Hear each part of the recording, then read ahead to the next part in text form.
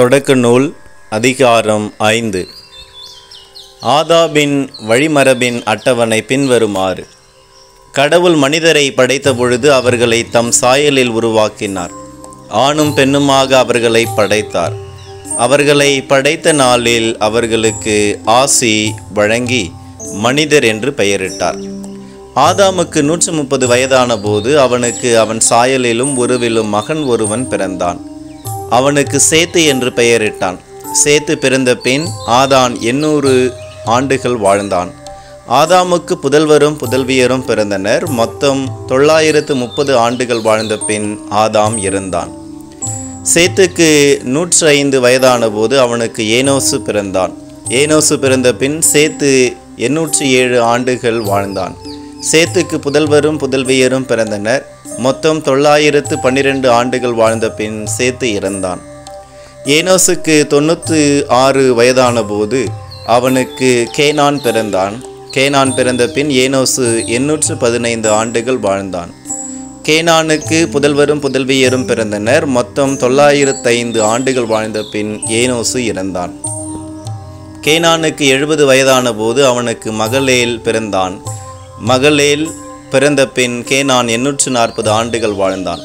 கேனானுக்கு புதல்வரும் புதல்வியரும் பிறந்தனர்.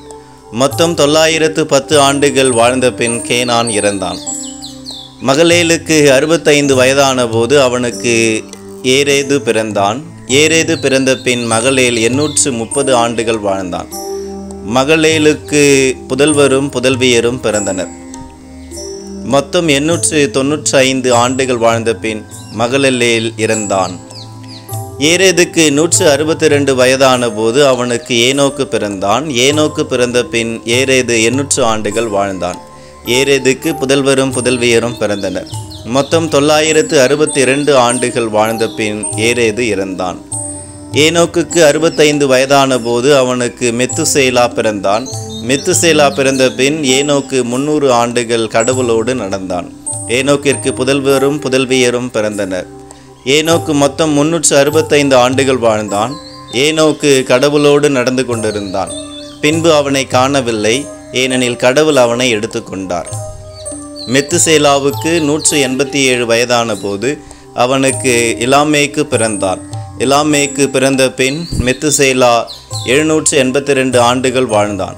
மெத்துசேலாவுக்கு புதல்வரும் புதல்வியரும் பிறந்தனர். மெத்துசேலா மொத்தம் 969 ஆண்டுகள் வாழ்ந்த பின் இறந்தான். லாமேக்கிற்கு 182 வயதான போது அவனுக்கு மகன் ஒருவன் பிறந்தான். அவன் ஆண்டவரின் சாபத்திற்குள்ளான மண்ணில் நமக்கு உண்டான கடின வேலையிலும் உழைப்பிலும் நமக்கு ஆறுதல் அளிப்பான் என்று சொல்லி அவனுக்கு நோவா என்று பெயரிட்டான்.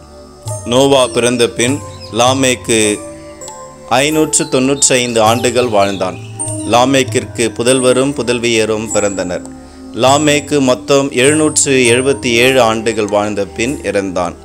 நோவாவிற்கு 500 வயதான போது அவருக்கு சேம், காம், எபேத்து ஆகியோர் பிறந்தனர்.